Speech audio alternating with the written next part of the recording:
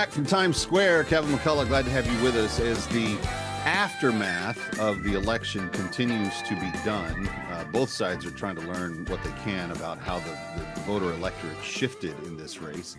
And there's some significant things to be noted. And you're seeing pollsters and campaign advisors kind of write op-eds and talk about some of those things. One of the significant shifts in the race for president was that of the Latino vote. And here to discuss from the Independent Women's Voice is Judy Pino, who is one of those people that watches these things, and she comments on Spanish language issues for the Independent Women's Voice. I love independent women. We have them on every week. And Judy, it's good to have you here. Thanks for being here. Thank you, Kevin. Great to be with you. How big was the shift? We've kind of heard about it anecdotally, but what do we know now that the votes have been counted?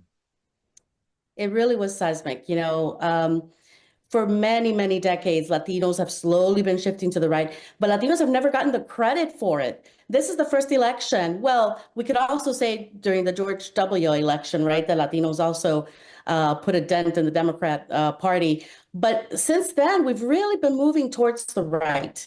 Why? Because we're conservative at heart. And so really what we saw was historic this time around. And like I said, we really took credit. Trump increased the share of Latino vote nationwide from 32% in the 2020 elections to 45% in 2024. Wow. Men, as we have heard over and over, Trump won Hispanic men by 55%. That's 19 points more than the 36% share he won 4 years earlier. And this one's really important, Kevin, the youth vote, because Latinos are younger. More of them are younger. This is the future. This is the future of the country, and it is the future of the party. I think what is head scratching for the Democrats, and particularly hard for them to understand, well, there's a lot. They didn't really have a read of what the voters wanted at all. But I think they're having a hard time understanding that he could run on immigration as strongly as he did and get this amount of turnout from domestic Latino voters.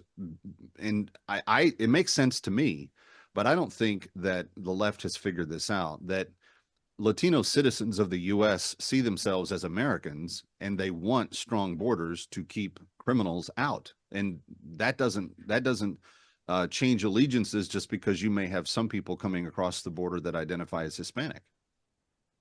Well, for many years, as we know, they've weaponized immigration, thinking that that is all that Latinos care about. But in reality, what Latinos care about is having a strong economy, being able to start their own business, and security.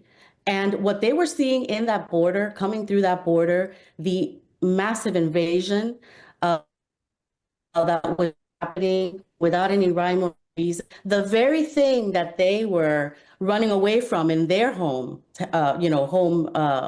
country, yeah. They were now seeing like here again. Yeah, and honestly, they really understood that this was just not right. This, this wasn't legal, this wasn't lawful, and the country's going to pay for it. And so they are, like you said, they are America. More and more Latinos are integrating into the fabric of our nation, and it can no longer be ignored. They said enough. Well, and not only did they say enough, they carried that out with votes that are actually going to bring about a lot of change. And I don't know, we can talk a little bit about the cabinet picks and some of the things that that the president has done. But one of the things that's going to be indisputable is that he has built a different coalition for the Republican Party than has ever been seen before. And the amount of diversity within that coalition is probably richer and deeper and more broad than any of the kind of the race pandering that the Democrats have done over the last 5, 6, 7 election cycles, saying you have to vote for us if you're non-white. We're the only ones that get you. Donald Trump changed the Republican Party. Latinos, African Americans, Asians, Jewish, Arabic, they feel heard by the Republicans now. It really is an incredible movement. The MAGA movement will be very hard to replicate again in the future because it is so unique to President-elect Donald Trump.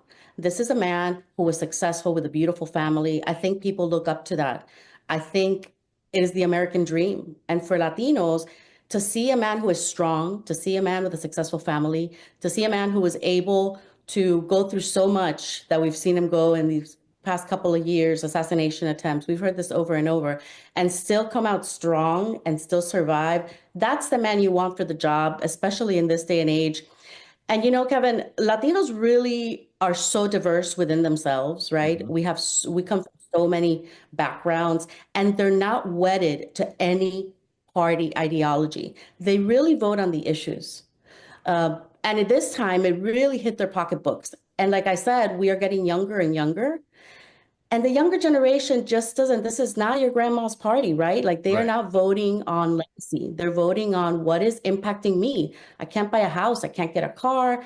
I can't pay for things that I want. I can't start a family. I mean, it's just really, really the perfect storm of bad policies. And that's what we saw at the voting booth.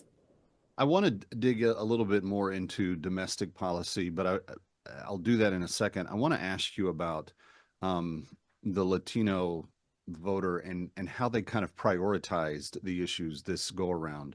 Do we know anything from the exit polling about primarily what the drivers of the Latino vote were from either party? What motivated Latinos to vote this time? Over and over again, we've heard is the economy. You know, Which was kind of the Latino, big umbrella issue for everybody it was across all it people was the big groups, but it was umbrella a solid issue. number one for them. Absolutely.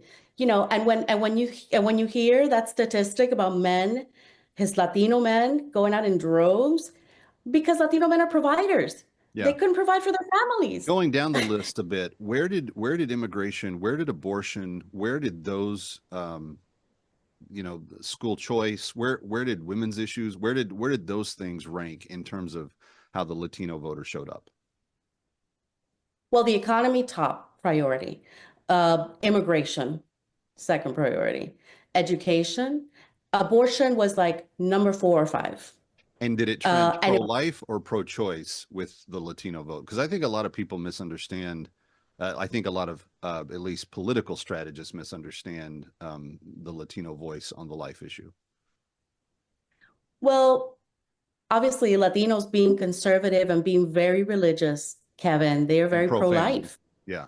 and pro-family, pro-religion. And so what they saw happening was a complete break from their values, complete disconnection, being ignored, um, and being taken for granted, really. I think the Democrats really thought that they had the Latino vote in the bag, and they were so out of touch, they didn't really understand what was really hurting and impacting the Latino community. The abortion issue, uh, where you had the pro-choice, was more towards the younger uh, Latinos, and that's something that we need to watch. But I think the education is very important because there's a lot of fear mongering now Mhm. regarding, the Republicans and President-elect Trump trying to take those rights away. The Supreme Court has already made that decision. It's up to the states, and President Trump has said that over and over again. Which So is I think there where needs like, which is where voters yeah. wanted it to be. Here to stay. Stick around for more of That Kevin. Next, That Kevin Show with Kevin McCullough.